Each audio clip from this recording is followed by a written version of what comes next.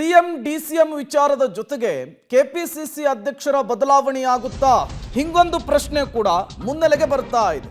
KPCC ಅಧ್ಯಕ್ಷ DK Shivakumar ಅವರ ಬದಲಾವಣೆಯಾಗುತ್ತಾ ಅಂತ ಬೆಂಗಳೂರಿನಲ್ಲಿ ಗೃಹ ಸಚಿವ ಜಿ ಪರಮೇಶ್ವರ್ ಅವರು ಇದಕ್ಕೆ ಹಿಂಟ್ ಕೊಟ್ಟಿದ್ದಾರೆ. ಎರಡು ಹುದ್ದೆ ಇದ್ರೆ ನಿಭಾಯಿಸೋದು ಡಿಕೆಶಿಗೆ ಕಷ್ಟ. ನಾನಿದ್ದಾಗಲೂ ಕೂಡ ನನ್ನ ಅಭಿಪ್ರಾಯವನ್ನ ಇದೇ ರೀತಿಯ ವಿಚಾರಕ್ಕೆ ಕೇಳಿದ್ರು. ಕೆಪಿಸಿಸಿ ಅಧ್ಯಕ್ಷ ಸ್ಥಾನ ಹೋಮ್ ಮಿನಿಸ್ಟರ್ ಬೇಕಾ ಅಂತ ನನ್ನನ್ನು ಕೇಳಿದ್ರು. ಆಗ ನಾನು ಕೆಪಿಸಿಸಿ ಅಧ್ಯಕ್ಷ ಸ್ಥಾನವನ್ನು ಆಯ್ಕೆ ಮಾಡಿಕೊಂಡಿದ್ದೆ. ಈಗ ಡಿಕೆ ಶಿವಕುಮಾರ್ಗೆ ಎರಡು ದೊಡ್ಡ ಹುದ್ದೆ ಇದ್ದಾವೆ, ಎರಡು ಇಲಾಖೆಗಳ ಜೊತೆಗೆ ಕೆಪಿಸಿಸಿಯನ್ನು ನಿಭಾಯಿಸೋದು ಕಷ್ಟ ಅಂಥೇಳಿ ಪರಂ ಹೇಳಿಕೆಯನ್ನು ಕೊಟ್ಟಿರುವಂಥದ್ದು.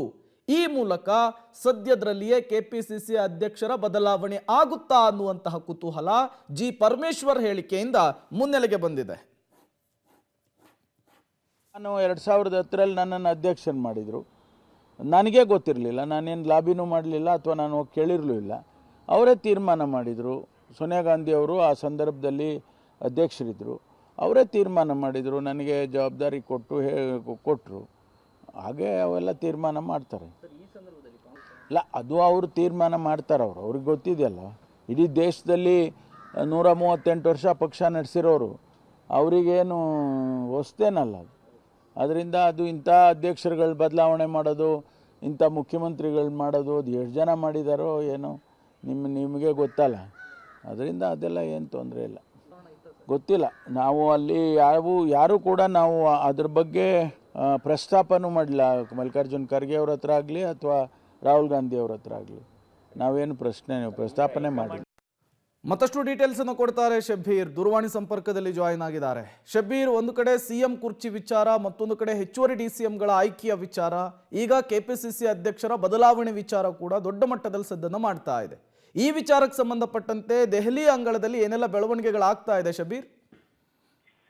ಪ್ರೇಮ್, ರಾಜ್ಯ ಕಾಂಗ್ರೆಸ್ನಲ್ಲಿ ಸೃಷ್ಟಿಯಾಗಿರುವಂತಹ ಗೊಂದಲಗಳ ವಿಚಾರಕ್ಕೆ ಸಂಬಂಧಪಟ್ಟಂತೆ ಚರ್ಚೆ ಮಾಡಲಿಕ್ಕೆ ಎಐಸಿಸಿ ಅಧ್ಯಕ್ಷ ಮಲ್ಲಿಕಾರ್ಜುನ್ ಖರ್ಗೆ ಅವರ ಜೊತೆಗೆ ಡಿಕೆ ಶಿವಕುಮಾರ್ ಅವರು ಸಭೆಯನ್ನು ನಡೆಸಿರುವಂತದ್ದು. ಇವತ್ತು ಬೆಳಗ್ಗೆ ಭೇಟಿಯಾಗಿ ರಾಜ್ಯದಲ್ಲಿ ನಡೀತಿರುವ ವಿಚಾರಗಳಿಗೆ ಸಂಬಂಧಪಟ್ಟಂತೆ ಅವರು ಚರ್ಚೆಯನ್ನು ಕೂಡ ನಡೆಸಿದ್ದಾರೆ. ಮುಖ್ಯವಾಗಿ ಕೆಪಿಸಿಸಿ ಅಧ್ಯಕ್ಷ ಸ್ಥಾನದ ಬದಲಾವಣೆ ವಿಚಾರಕ್ಕೆ ಸಂಬಂಧಪಟ್ಟಂತೆ ಅವರು ಮಾತುಕತೆಯನ್ನು ನಡೆಸಿರುವಂತದ್ದು. ಈ ಹಿಂದೆ ಹೈಕಮಾಂಡ್ ನನಗೆ ಸೂಚನೆಯನ್ನ ಕೊಟ್ಟಿತ್ತು, ಲೋಕಸಭೆ ಚುನಾವಣೆವರೆಗೂ ಕೂಡ ಯಾವುದೇ ಬದಲಾವಣೆ ಇಲ್ಲ ಅಂತ ಹೇಳಿತ್ತು. ಹೀಗಾಗಿ ನಾನು ಲೋಕಸಭೆ ಚುನಾವಣೆಯ ಜವಾಬ್ದಾರಿಯನ್ನ ಕೂಡ ಮುಗಿಸಿದ್ದೀನಿ. ಈಗ ಮುಂದುವರಿಬೇಕಾ ಬೇಡವಾ ಅನ್ನುವಂಥದ್ದು ಕೂಡ ನೀವು ತೀರ್ಮಾನ ಮಾಡಬೇಕು. ಆದ್ರೆ ಅನಗತ್ಯ ಗೊಂದಲಗಳು ಸೃಷ್ಟಿ ಆಗ್ತಾ ಇದಾವೆ. ಈ ನನ್ನನ್ನು ಬದಲಾಯಿಸಬೇಕು ಅನ್ನುವಂತ ಕಾರಣಕ್ಕೋಸ್ಕರನೇ ಹೆಚ್ಚುವರಿ ಡಿಸಿಎಂ ಹುದ್ದೆಗಳ ಬೇಡಿಕೆಗಳನ್ನ ಕೂಡ ಬೇರೆ ಬೇರೆ ನಾಯಕರು ನೀಡ್ತಾ ಇದ್ದಾರೆ. ಇದರಿಂದ ಪಕ್ಷಕ್ಕೆ, ಸರ್ಕಾರಕ್ಕೆ ಸಾಕಷ್ಟು ಮುಜುಗರ ಸೃಷ್ಟಿ ಆಗ್ತಾ ಇರುವಂತದ್ದು. ಹೀಗಾಗಿ ಮಧ್ಯಪ್ರವೇಶ ಮಾಡಿ ಒಂದು ಕಠಿಣ ಎಚ್ಚರಿಕೆಯ ಸಂದೇಶವನ್ನ ಹೈಕಮಾಂಡ್ ರವಾನೆ ಮಾಡಬೇಕು ಅನ್ನುವಂತ ನಿಟ್ಟಿನಲ್ಲಿ ಡಿಕೆ ಶಿವಕುಮಾರ್ ಅವರು ಮನವಿಯನ್ನ ಮಾಡ್ಕೊಂಡಿದ್ದಾರೆ. ಈ ಬಗ್ಗೆ ನಾನು ಸೋನಿಯಾ ಗಾಂಧಿ ಮತ್ತೆ ರಾಹುಲ್ ಗಾಂಧಿ ಅವರ ಜೊತೆಗೆ ಚರ್ಚೆಯನ್ನ ಮಾಡಿ ತೀರ್ಮಾನವನ್ನ ತಿಳಿಸ್ತೀನಿ. ಕೆಪಿಸಿಸಿ ಅಧ್ಯಕ್ಷ ಸ್ಥಾನವನ್ನ ಬದಲಾಯಿಸಬೇಕಾ, ನೀವು ಮುಂದುವರಿಬೇಕಾ ಅನ್ನುವಂಥದ್ರ ಬಗ್ಗೆ ನಾವು ತೀರ್ಮಾನವನ್ನ ಮಾಡ್ತೀವಿ. ಅಲ್ಲಿವರೆಗೂ ಕೂಡ ನೀವು ಯಾವುದೇ ರೀತಿಯಾದಂತಹ ಹೇಳಿಕೆಗಳನ್ನ ಕೊಡದೆ ಕೆಲಸಗಳನ್ನ ಮಾಡ್ಕೊಂಡು ಹೋಗಿ, ಸರ್ಕಾರಕ್ಕೆ ಯಾವುದೇ ರೀತಿಯಾದಂತಹ ಮುಜುಗರ ಸೃಷ್ಟಿ ಆಗದಂತೆ ಕೆಲಸ ಮಾಡ್ಕೊಂಡು ಹೋಗಿ ಅನ್ನುವಂತ ನಿಟ್ಟಿನಲ್ಲಿ ಸೂಚನೆಯನ್ನ ಕೊಟ್ಟಿದ್ದಾರೆ ಅಂತ ಹೇಳಲಾಗಿದೆ. ಪ್ರೇಮ್, ಥ್ಯಾಂಕ್ ಯು ಶಬ್ಬೀರ್ ತಮ್ಮೆಲ್ಲ ಮಾಹಿತಿಗಾಗಿ.